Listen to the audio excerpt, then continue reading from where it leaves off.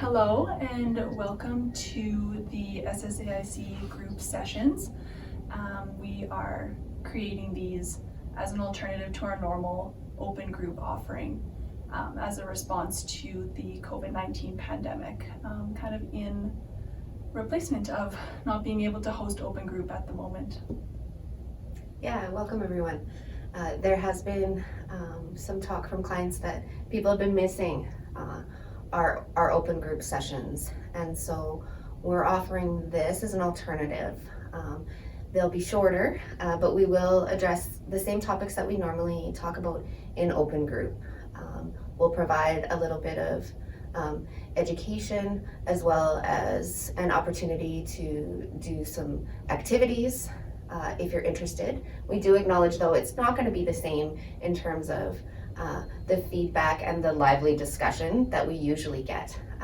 So we will do our best to provide you with some of what group offers. So thank you for tuning in, and we hope you find these interesting and informational. Hi everyone, we're back again with another video, our supplemental group for right now. We're really excited to be bringing this back for everybody. Today we're talking about relationships. I'm Stephanie, one of the counselors here at the center, and we've got Megan with us again today. We'll start off by maybe just grounding ourselves and getting comfortable, just so we can all be present for this discussion. So just find a seat, however is comfortable for your body. Maybe just taking a moment to notice how you are supported in your seat, whether your feet are on the ground or you've got something behind your back, or maybe you're sitting down firmly on some sort of surface. And just notice how you are supported. And coming into your breath, sitting with your inhales and your exhales.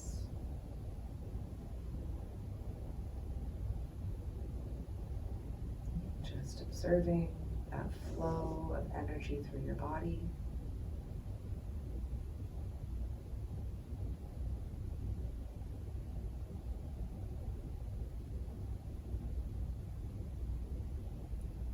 Maybe taking one more mindful breath, make it a deep one.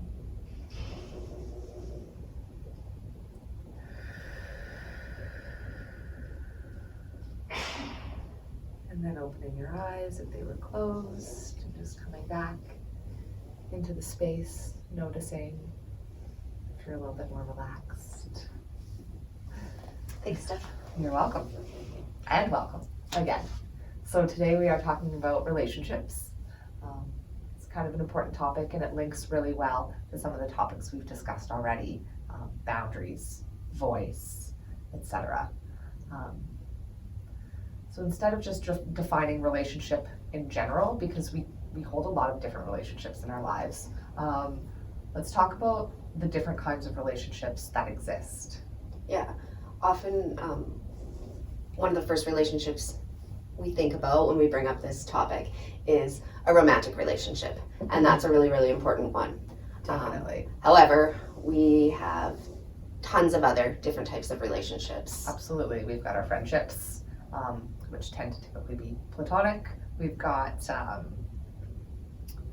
relationships with family, and even within a family, there can be really different relationships, like between parents, between siblings, between a parent and their child. Like, your relationship with your parents is probably really different than your relationship with your child if you have both of those relationships in your life. Mm-hmm. You know?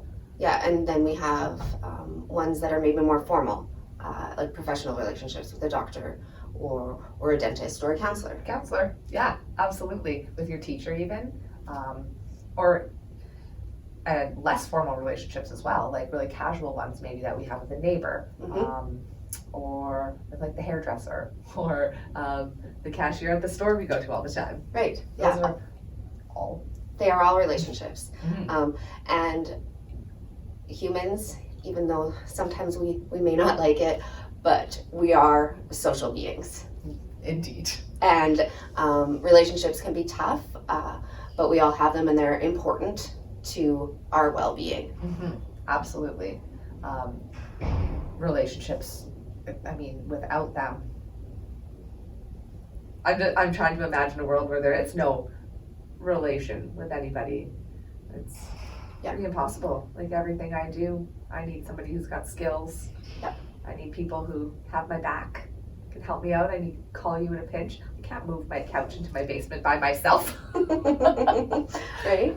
And that kind of like moves into the next piece is how do experiences of sexual violence impact our relationships? And I was kind of going along the line, sometimes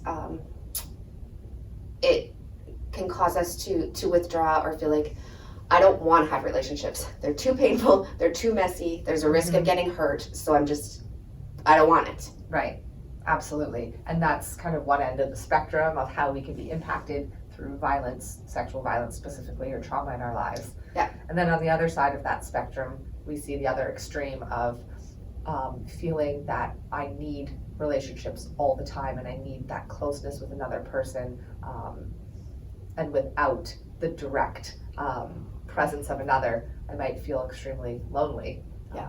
Or it might be really difficult for me to manage my thoughts and my emotions. And so on both ends of that spectrum, we can see how that can create unhealthy relationship dynamics. And then just moving anywhere through that spectrum, there can be any mix of healthy and unhealthy relationship qualities. For sure. Because we know, sexual violence impacts us in a lot of ways. It impacts our ability sometimes to trust, to form trust with others, or to even trust our own instincts. Yeah. To even feel that sense of self-worth, or to have a sense of healthy self-esteem. Yeah. That can impact the way we relate to others. When maybe I don't feel confident or my self-esteem is low, I might find myself falling into patterns of, say, people-pleasing and putting others' needs ahead of mine, which isn't inherently a wrong thing, but if my relationships are characterized by that, I might find that I'm burning out pretty quickly. For sure. Right? For sure. I think those pieces around trust, boundaries, all of that, which are so important in relationships, are impacted by experiences of being sexually assaulted or sexually abused. And we don't take a class on what healthy relationships are. We aren't sat down and kind of taught in that way. We learn about relationships through experiences. Right. And so if I've had some formative relationships where the messages I've received are, it's okay to take advantage of me, or I'm taught I'm less worthy than someone. Or that my boundaries don't mean anything because they'll be breached regardless of whether I set them. Yeah. Then I might carry those patterns into other relationships because that's what I've been taught. That's what I know. Yeah. So our sense of normal. If I have experiences early in life that are abusive, I may later on not question when people treat me in ways that aren't okay.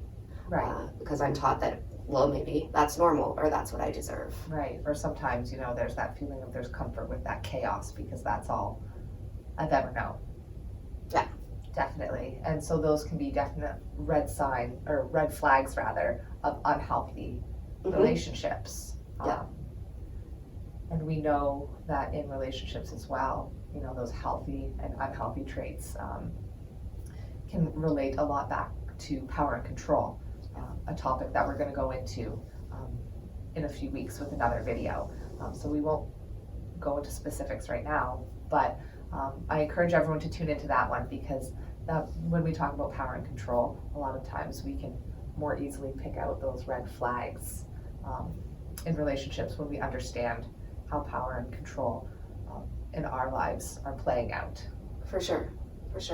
I sometimes also think about relationships with figures of authority can sometimes be problematic after experiences of sexual violence. Absolutely. And so what happens in relationships also, if they may not be unhealthy, but we may be faced with triggers that are connected to the trauma. Right. And conflict in a relationship can feel unstable. It can feel uncomfortable, and it can make us feel like perhaps this relationship is not healthy. Conflict in a relationship doesn't necessarily mean a relationship is unhealthy. How do we manage that conflict? I think that tends to be more reflective of the health of a relationship. So learning how to manage conflict and manage our own triggers can be really helpful. But also understanding what is my worth and what are my needs, because, is this a pattern? As we know, patterns lead to unhealthy relationships, or is it just kind of like a misunderstanding or a one-time conflict? When those patterns move to things like violence and aggression, we can say without a doubt, without needing to see a pattern, that's not healthy.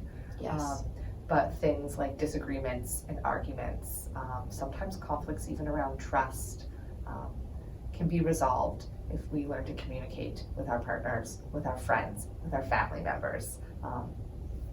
So how we begin to build healthier relationships, a lot of that is through our own self-awareness. What are my needs?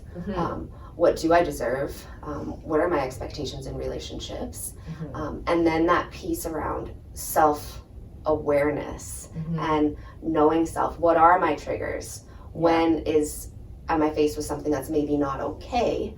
And when am I maybe reacting to the present moment from the past? Absolutely. Yeah. When is this past trigger showing up in the here and now? And, when we look at things too, like impact versus intention within relationships, sometimes we say or do things, or the people we're in relationship with say or do things with good intentions that land on us and impact us in a way that is hurtful or harmful.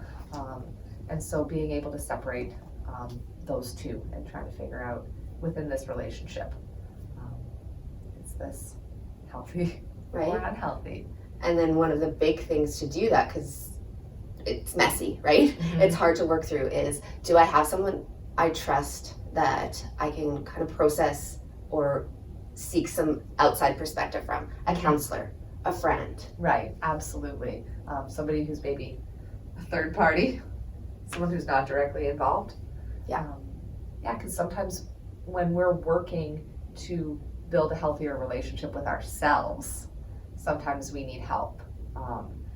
And really, I think that's where it starts. To have a healthy relationship with others, we want to try to work on building a healthy relationship for ourselves. And that's not to say if we're not in a healthy place in our lives, we don't deserve a healthy relationship, or, if you can't love yourself, how the hell are you going to love somebody else? I don't think that's true. No. I don't think that's true at all. But I think it can help us to create healthier relationships when we work on both aspects. Absolutely.